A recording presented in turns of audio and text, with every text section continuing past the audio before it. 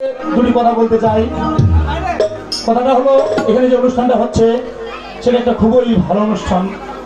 যিনারা এটা পরিচালনা করতেছেন ইনাদেরকে আমি অসংখ্য ধন্যবাদ জানাতে চাই। কারণ আমাদের প্রতিবেশী আরো দুইটা মন্দির আছে, আমরা সে মন্দিরগুলো দীর্ঘদিন থেকে দেখেছি, শুনেছি এবং বুঝেছি।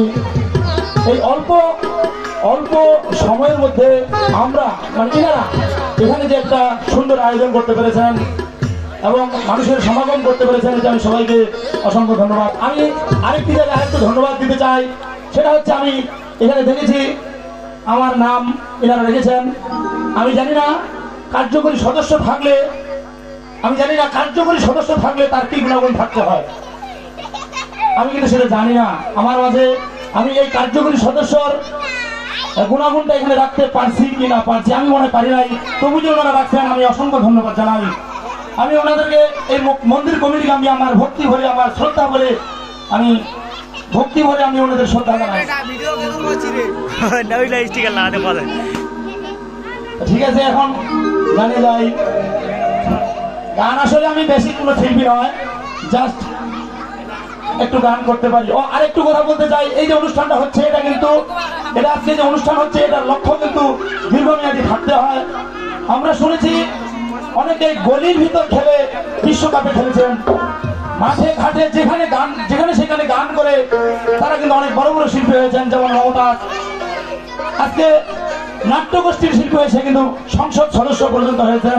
মোহাম্মদ রফিক আমাদের একজন ক্রিকেটার ছিলেন, তিনি গলির ভিতর খেলে জাতীয় দলে খেলেছিলেন। তাই আমি আশা করব, এখানে যিনারা অংশগ্রহণ করেছেন, শুধু অংশগ্রহণ করার মাঝেই সীমিত রাখলে হবে না। এখান থেকে এমন একজন শিল্পী বের হবে যেটা আমাদেরকে আলোর দিক নির্দেশনা করাবে। তাই সবাইকে ধন্যবাদ। আমার গানটা ভালো লাগলেও তালি দিবেন, না লাগলেও আপনারা তালি দিবেন। জানিয়ে বাঁধন ছিঁড়ে গেলে প্রভু আসবে আমার মরণ।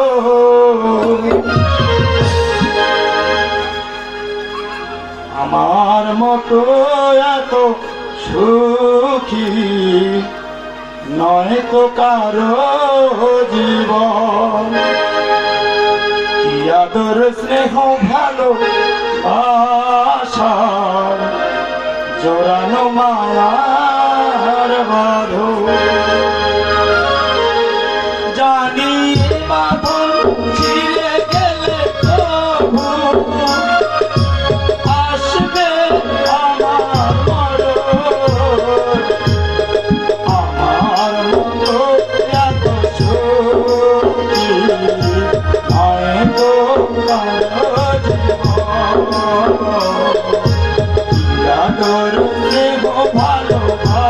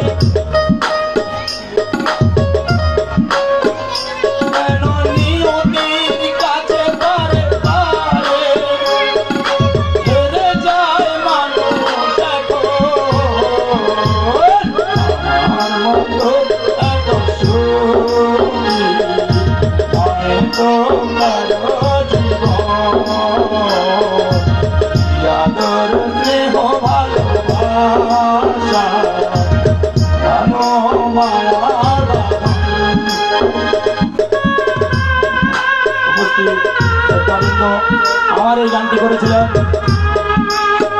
এক বাংলার শিল্পী খালিদ হাসান মিলু। তিনি অত্যন্ত পুরানো কবি যুগে যখন ছিলেন তখন তিনি এই গান করেছিলেন এবং অতি কষ্টে দীর্ঘ নিজেকে একাকিত্ব বোধ করেছিলেন। আমার এই গানটি আমাদের এবার বাংলার শিল্পী করেছিলেন। এবার বাংলায় যত টাকা এটা জনপ্রিয়তা পেয়েছিল, এই গানটি ওপার বাংলার খ্যাতি দিয়ে কলকাতায় আরো জনপ্রিয়তা পেয়েছিল। তার কারণ ছিল আমাদের এবার বাংলার এক শিল্পী নায়ক রাজ্জাক, উনি বাবা কেন চা করে এই গানটি উপস্থাপন করেছিলেন। এত সুন্দরভাবে করেছিলেন যে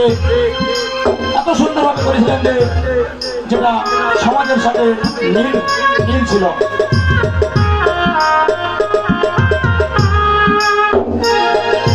চারিদিকে নিরাশার আলোচন, কি আশায় বেঁধেছি খেলা ঘর, স্বপ্ন ভেঙে দিতে এলো ঝড়।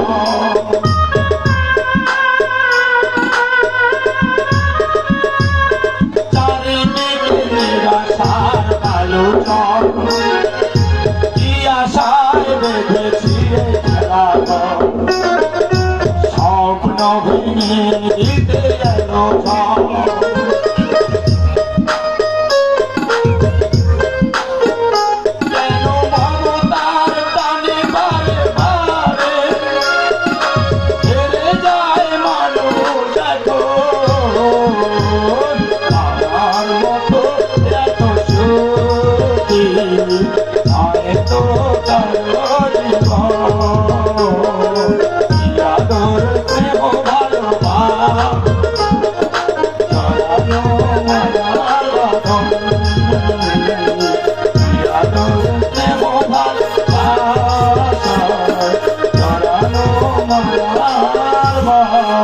Oh